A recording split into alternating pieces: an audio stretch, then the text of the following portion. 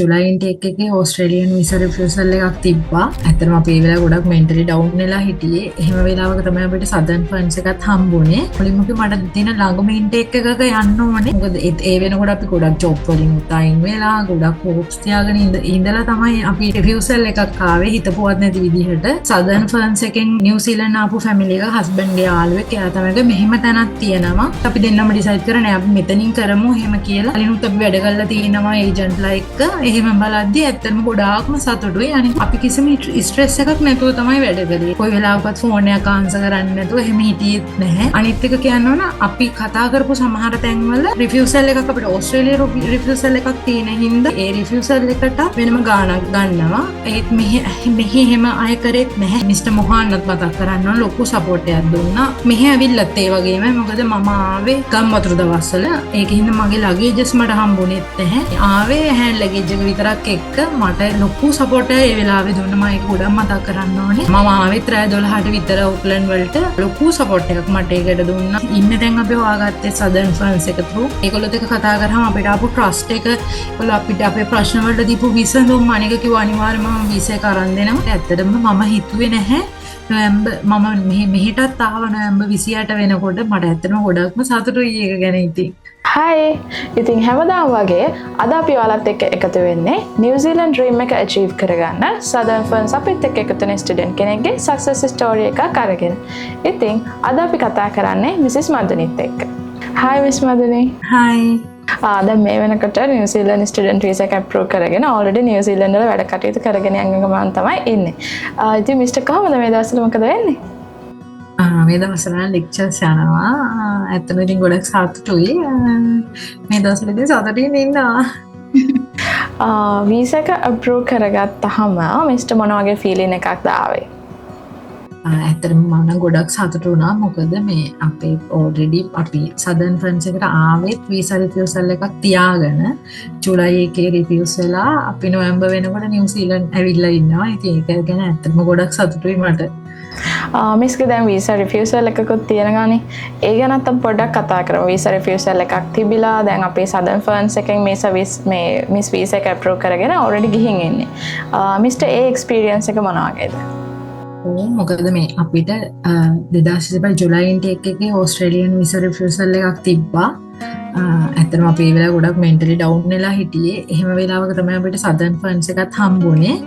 ඇත්තටම මම හිතුවෙත් නැහැ. ඒ කියන්නේ මම මේ ડોක්ටර් දුෂ්මන්තට කතා කරපෙලේ මම මුලින්ම මට දින ළඟම ඉන්ටේක් එකක යන්න ඕනේ. මොකද ඒ වෙනකොට අපි ගොඩක් ජොබ් වලින් උතයින් වෙලා ගොඩක් හෝප්ස් තියාගෙන ඉඳලා තමයි අපි රිෆියුසල් එකක් ආවේ හිතපුවත් නැති විදිහට. මේ මම කිව්වා මට තියෙන ළඟම ඉන්ටේක් එකේ මට යන්න ඕනේ කියලා. ඊට පස්සේ තමයි ડોක්ටර් දුෂ්මන්ත කිව්වේ හරි අපි නොවැම්බර් ඉන්ටේක් එක තියෙනවා. අපි බලමු බලලා ඒ පුළුවන් තරම් ඉක්මනට දාමු එහෙම කියලා. ඇත්තටම මම හිතුවේ නැහැ නොවැම්බර් මම මෙහෙටත් ආව නොවැම්බර් 28 වෙනකොට මට ඇත්තටම ගොඩක්ම සතුටුයි ඒක ගැන ඉතින්. මිස්ගේ මේ වීසා ප්‍රොසෙස් එක සම්පූර්ණ වීසා ප්‍රොසෙස් එකේදීම සදර්න් ෆර්න්ස් අපේ ටීම් එකෙන් හම්බුන සපෝට් එක ගැන මිස්ට මොකද හිතේ? ඒක ගැන නම් ඇත්තටම කියන්න ඒ කියන්නේ මුලින්ම ડોක්ටර් දුෂ්මන්ත ගැන කතා කරන්න ඕනේ. අපි ගොඩාක් ප්‍රශ්න තියාගෙන ආවේ හැම වෙලේම මොනවා හරි පොඩි හරි ප්‍රශ්නයක් ආවම අපි ડોක්ටර් දුෂ්මන්තට කතා කරලා කියනවා මේකට මොකද කරන්නේ එහෙම කියලා. දැන් අපේ ඔළුවෙත් තියෙනවනේ අපිට රිෆියුසල් එකක් තියෙනවා.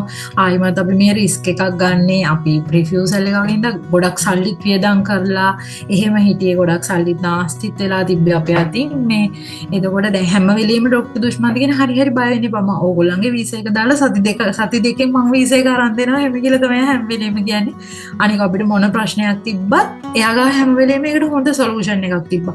අපි කොයි වෙද දැන් අපි ගොඩක් වෙලාවට ස්ට්‍රෙස් වෙලා මම සමහරවිට මමත් කතා කරලා හස්බන්ඩ්ට කියනවා අනේ ඔයාත් පොඩ්ඩක් කතා කරලා බලන්න මොකද්ද මේකට කරන්නේ එහෙම කියලා. එතකොට අපි දෙන්නටම සමහරවිට ડોක්ටර් දුෂ්මන්ත කතා කරලා කියන බය වෙන්න එපා එහෙම කියලා. එයා අනික අපිට තියෙන හැම ප්‍රශ්නෙටම උත්තරයක් දුන්නා. ඒ කියන්නේ මොකද හොඳ සොලියුෂන් එකක් ගේන අපි ස්ට්‍රෙස් නැතුව එහෙම නේද ඒක කියන්නේ අපි යාට කෝල් කරාට පස්සේ ඇත්තටම අපි ස්ට්‍රෙස් උත් නැති වෙනවා. එහෙම කෝල් එක තියෙනකොටම අපි නිකන් හරිම අර තිබ්බ ප්‍රශ්නේ නැහැ අපිට.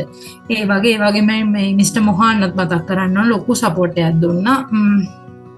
ඒක මෙහෙ ඇවිල්ලත් ඒ වගේම මොකද මම ආවේ අර මේ ගම්වතුර දවස්වල 29 28 දවස්වල ඒකින්ද මගේ ලගේජස් මට හම්බුනේත් නැහැ. මම ළමේ ආවේ හැන් ලගේජ් එක විතරක් එක්ක මට ලොකු සපෝට් එකක් ඒ වෙලාවේ දුන්න. මම ඒක ගොඩක් මතක් කරන්න ඕනේ. මම ආවෙත් රෑ 12ට විතර ඕක්ලන්ඩ් වලට. මා ලොකු සපෝට් එකක් මට ඒකට දුන්නා. මට ඉන්න තැන් අපි හොයාගත්තේ සදර්න් ෆර්න්ස් එක through.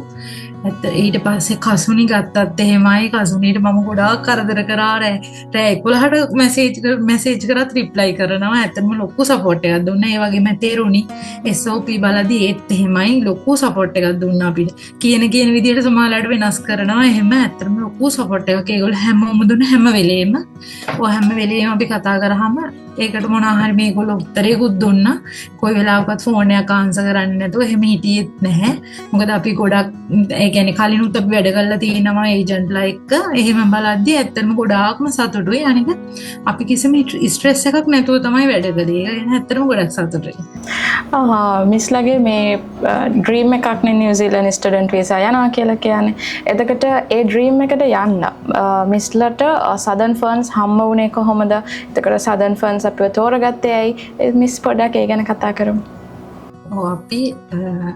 අපි රිෆියුස් වුණම දවස් රිෆියුසල් එක ආපුම දවසේ අපි දැන් මමයි හස්බන්ඩ් කතා කරේ මොකක්ද ඊළඟට කරන්න එහෙම කියලා. එතකොට අපිට සදර්න් ෆර්න්ස් එකෙන් මේ නිව්සීලන්ත ආපු ෆැමිලි එක හස්බන්ඩ්ගේ යාළුවෙක් එයා තමයි මෙහෙම තැනක් තියෙනවා පොඩ්ඩක් බලන්න. දැන් එයා අපිට කෙලින්ම කිව්වේ නැහැ ඔයා මෙතනින් කරන්න එහෙම කියලා. අපි ආවේ මෙතනින් නිකන් පොඩ්ඩක් කතා කරලා බලන්න එහෙම කියලා. ඊට පස්සේ තමයි අපි සදර්න් ෆර්න්ස් එකට ගත්තා. අපි තව ඒවට කතා කරා. ඊට පස්සේ අපි සදර්න් ෆර්න්ස් එකට කතා කරා. එතකොට ඩොක්ටර් දුෂ්මන්ත මුලින්ම මම කතා කරේ මිස්ටර් මොහාන් එක්ක. ඊට පස්සේ අපි ඩොක්ටර් දුෂ්මන්ත එක්ක කතා කරා. එතකොට ඇත්තටම අපි පස්සේ අපි දෙන්නම ඩිසයිඩ් කරා නෑ අපි මෙතනින් කරමු එහෙම කියලා.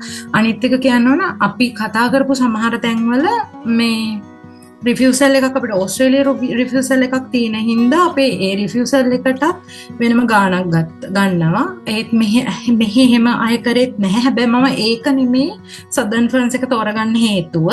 මොකද කියන්නේ ගාණකට අපි හැමදේම තීරණය කරන්න දෙන්න බෑනේ. ඒකින්ද මම අපි ගාණ නෙමේ ගොඩක් කන්සිඩර් කරේ. මේ අපි ඒගොල්ලොත් එක්ක කතා කරාම අපිට ආපු ට්‍රස්ට් එක ඒගොල්ලෝ අපිට අපේ ප්‍රශ්න වලට දීපු විසඳුම් අනික කිව්වා අනිවාර්යයෙන්ම වීසා එක අරන් දෙනවා. සති දෙකයි යන්නේ අරන් දෙනවා එහෙම කියලා. ඒ ආපු ට්‍රස්ට් එකයි හැමදේම එක්ක තමයි පස්සේ ආයෙ ඒගොල්ලන්ට කතා කරද්දී අපිට ආපු දේවල් ඒවා එක්ක තමයි අපි ඇත්තටම සදර්න් ෆර්න්ස් එක තෝරගත්තේ. එහෙම නැතුව ඇත්තටම අර යාළුවා කිව්ව හින්දාටවත් නෙමෙයි. එයා තමයි අපිට හොයලා දුන්නේ. නැත්නම් අපි සදර්න් ෆර්න්ස් එක ගැන දන්නේවත් නැහැ. ඇත්තටම පස්සේ අපි කතා කරලා අපි තේරුම් ගත්ත දේවල් වලින් තමයි අපි සදර්න් ෆර්න්ස් එක තෝරගත්තේ. දැන් මිස්ගේ නම් ඩ්‍රීම් එක ඔල්රෙඩි අචීව් කරලා ඔල්රෙඩි නිව්සීලන්ත වල ඉන්නේ. ඒ වගේම ලංකාවේ තවත් ගොඩාක් ස්ටුඩන්ට්ස්ලා ඉන්නවා මේ විදිහට නිව්සීලන්ත ස්ටුඩන්ට් යන්න හීන දකින. ඒ වගේ ස්ටුඩන්ට්ස්ලාට මිස්ටර් මොනවාගේ එකක්ද කියන්න තියෙන්නේ? ඇත්තටම මම කියන්නේ කවුරුත් කියනවට නෙමෙයි මුලින්ම හොඳට හොයලා බලන්න. ගොඩක්ම මම කියන්නේ අපි මුලින්ම රැවටුනේ මේ FB පෝස්ට් වලට මාකටිං වලට. එහෙම නෙමෙයි හොඳට හොයලා බලලා ගියපු අයත් එක්ක කතා කරලා එහෙම තැනක් හොයාගන්න. මුලින්ම හොයලා බලන්න. ඊපස්සේ ඒගොල්ලොන්ගේ කොහොමද සක්සස් රේට් එක කොහොමද ඒගොල්ලෝ වැඩ කරන්නේ හැමදේම හොයලා බලලා තමයි අපි ඒජන්ට් කෙනෙක් තෝරගන්න ඕනේ. ඇත්තට මං කියන්නේ සදර්න් ෆර්න්ස් එක අපිට ලොකු ඒ පැත්තෙන් ලොකු සපෝට් එකක් හම්බුණා අපිට. අනික අපි බලාපොරොත්තු වෙච්ච ගොඩක් දේවල් සදර්න් ෆර්න්ස් එකෙන් අපිට ලැබුණා. ඒකින්ද මං කියන්නේ තව කෙනෙක් එහෙම තෝරගන්නවා නම් ඒජන්ට් කෙනෙක් හොඳට හොයලා බලලා තෝරගන්න කියලා තමයි කියන්නේ. දැන් මිස්ගේ හස්බන්ඩ්ත් මේ වෙනකොට එන්න බලාපොරොත්තු වෙමින් ඉන්නවා. ඒ කටයුතුත් උපරිමයෙන් සාර්ථක වෙන්න කියලා සදර්න් ෆර්න්ස් අපේ ටීම් එකම විශ් කරනවා. මිස්ගේ බලාපොරොත්තු ගොඩාක් ඇති. හැම එකක්ම ඒ විදිහටම සාර්ථක වෙන්න කියලා අපි ප්‍රාර්ථනා කරනවා. අද අපිත් එක්ක එකතු වුණාට thank you. හරි ඒ වගේම ඕගොල්ලන්ගේ හැමදේම සක්සස් වෙන්න ඕන. නැත්නම් තව අයට මේ වගේ නිව්සීලන්ත එන්න එලා ඒගොල්ලන්ගේ ඩ්‍රීම් එක අචීව් කරගන්න ඕගොල්ලන්ටත් සපෝට් එකක් දෙන්න පුළුවන් වෙන්න කියලා මම ප්‍රාර්ථනා කරන හදවතින්. ඇත්තටම thank you. thank you අද අපිත් එක්ක එකතු වුණාට. ඉතින් ඔයාගෙත් නිව්සීලන්ත යන හීනේ හැබෑ කරගන්න අපිත් එක්ක එකතු වෙන්න. අපි Southern Ferns Education